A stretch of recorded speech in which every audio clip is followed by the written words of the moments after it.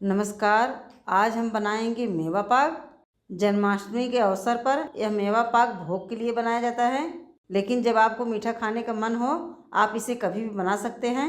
मेवा पाक बहुत ही आसान रेसिपी है, बहुत ही कम समय में ये आसानी से बन जाता है।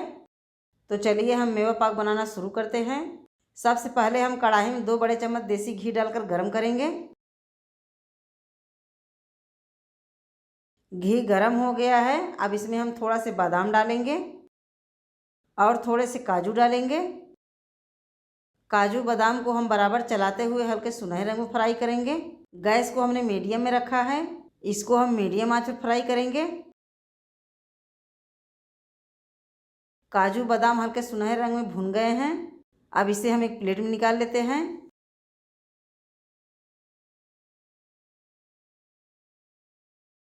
अब इसे हम साइड में रखेंगे। अब कढ़ाई में जो घी बचा है उसी में हम गोंद डालकर फ्राई करेंगे। अब इसमें हम लगभग 1 बड़े चम्मच गोंद डाल देते हैं। गोंद को हम बराबर चलाते हुए तब तक फ्राई करेंगे जब तक ये पूरी तरह से फूलकर हल्के सुनहरे रंग में न हो जाए। जब गोंद पूरी तरह से फूल जाएंगे तो ये क्रिस्पी हो जाएंगे, तो इसे हमें अच्छे से फ्राई करना है। गोंद फ्राई हो गया है, आप देख सकते हैं फ्राई करने के बाद इसका कलर चेंज हो गया है। अब इसे भी हम एक प्लेट में निकालेंगे।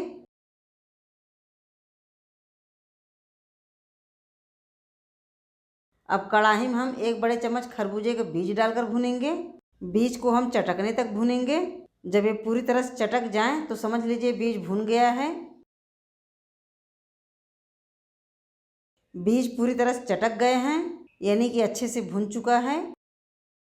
अब इसमें हम 1 कप कद्दूकस किया हुआ सूखा नारियल डालेंगे और 1 बड़े चम्मच खसखस डालेंगे, जिसे लोग पुस्ता दाना भी कहते हैं। अब सारे चीज़ों को हम चलाते हुए 2 से 3 मिनट तक भूनेंगे। इसी में हम थोड़ा सी किशमिश को डाल देते हैं, इससे पाक खाने में और भी मीठा अच्छा लगता है। सारे चीज़ों को हम अच्छे से मिलाते हुए मीडियम आंच पर भूनेंगे। जब तक ये हल्के सुनहरे रंग में न हो जाएं तब तक इसे हम भूनेंगे। अब ये नारियल किशमिश भी भून गया है, तो अब इसे भी हम उसी बर्तन में निकालेंगे जिसमें हमने गोंद को निकाला है। अब इसे हम साइड में रखेंगे। अब कढ़ाई में हम 1 कप मखाना डालकर भूनेंगे। मखाने को हम बराबर चलाते हुए क्रिस्पी होने तक भूनेंगे, यानी कि जब तक ये पूरी तरह से टाइट न हो जाए तब तक इसे हम मीडियम आंच पर चलाते हुए भूनेंगे। क्योंकि मखाने अंदर से थोड़े मुलायम होते हैं, इसलिए इसको हम क्रिस्पी होने तक भूनेंगे। आप देख सकते हैं मखाना अच्छे से भुन गया है, भुनने के बाद एकदम क्रिस्पी हो गया है। अब इसे भी एक प्लेट में निकालेंगे। यहाँ पर हमने जो गोंद को भुना है इसे हम कटोरी से दाबकर तोड़ेंगे। तो गोंद को तोड़ने के लिए हमने इस तरह से कटोरी लिया है, इसी से हम गोंद को तोड़कर महीन करेंगे। वैसे तो आप चाहें तो इसे मिक्सी जार में डालकर पीस सकते हैं, लेकिन कटोरी से ये आसानी से महीन हो जाते हैं। गोंद को तोड़कर हमने एकदम महीन कर दिया है। अब इसे हम थाली में एक साइड करेंगे। यहाँ पर हमने जो नारियल खसखस भुना है इसको हम जार में डालकर दरदरा पीसेंगे। बहुत महीन हमें इसे नहीं करना है, थोड़ा दरदरा रखेंगे। इस तरह से नारियल को हमने दरदरा पीस लिया है। अब इसे हम उसी थाली में निकालेंगे। अब जार में हम काजू बादाम डालकर पीसेंगे, इसको भी हमें दरदरा पीसना है। इस तरह से काजू बादाम को हमने दरदरा पीस लिया है। अब इसको भी हम उसी थाली में निकालेंगे। अब जार में हम मखाने को डालकर दरदरा पीसेंगे, इसको भी हम मोटा दरदरा पीसेंगे। क्योंकि पाक में मेवा दरदरा अच्छे लगते हैं, इसलिए सारे मेवा को हमने दरदरा पीसा है। मखाने को पीसने के बाद अब इसे भी हम थाली में निकालेंगे। अब सारे मेवा को हम मिला लेते हैं। वैसे तो आप चाहें मेवा पाक में चिरौंजी, अखरोट, पिस्ता भी डाल सकते हैं। जो आपको पसंद है वो आप अपने हिसाब से मेवा ले सकते हैं, लेकिन सारे मेवा को दरदरा पीसें, क्योंकि मेवा पाक में दरदरा मेवा अच्छा लगता है। सारे चीज़ों को मिलाकर मिश्रण हमने तैयार कर लिया है। अब इसके लिए हम चाशनी बनाएंगे। अब कढ़ाई में हम डालेंगे चाशनी के लिए 2/3 कप पानी और इसी में हम 1.5 कप चीनी डालेंगे। 1.5 कप चीनी में हमने 2/3 कप पानी डाला है, क्योंकि हम एक तार की चाशनी बना रहे हैं। पहले हम चीनी को बराबर चलाते हुए गलाएंगे। गैस को हमने तेज कर दिया है, जिससे चीनी जल्दी घुल जाए।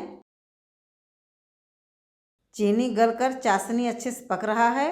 अब चाशनी को हम चेक करेंगे कि इसमें तार बन रहा है कि नहीं। पहले 2 बूंद चाशनी हम कटोरी के ऊपर गिराकर ठंडा करेंगे। ठंडा होने के बाद अब हम चाशनी को चेक करेंगे। आप देख सकते हैं चाशनी में एक तार बन रहा है, यानी कि चाशनी तैयार है। अब इसमें हम आधी छोटी चम्मच इलायची पाउडर डालकर मिलाएंगे। इसके बाद हम पिसे हुए मेवा को डालेंगे। जो हमने मिश्रण तैयार किया है इसको हम चाशनी में डालकर पकाएंगे। पूरे मिश्रण को हम डाल देते हैं। चाशनी को पकाने के बाद गैस को हमने मीडियम में कर दिया था।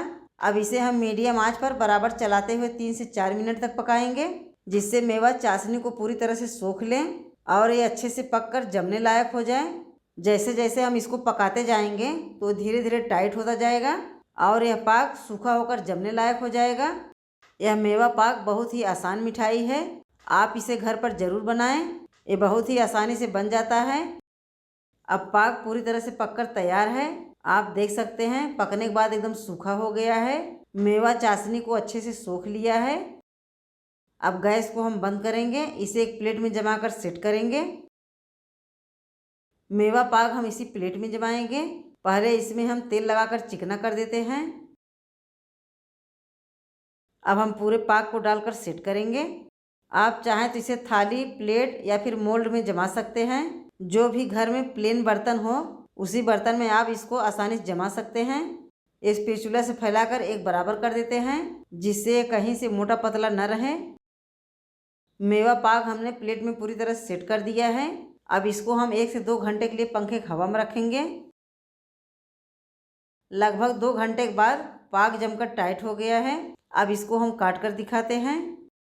बर्फ़ी जैसा छोटे छोटे पीस में हम इसको काट लेते हैं। आप अपने हिसाब से छोटे बड़े पीस में काट सकते हैं। काटने के बाद आप देख सकते हैं कितना बढ़िया लग रहा है। अब ये मेवा पाक खाने के लिए पूरी तरह से तैयार है। बहुत ही बढ़िया मुलायम मेवा पाक हमारा बना है। इस तरह से पाक आप घर पर कभी भी बना सकते हैं।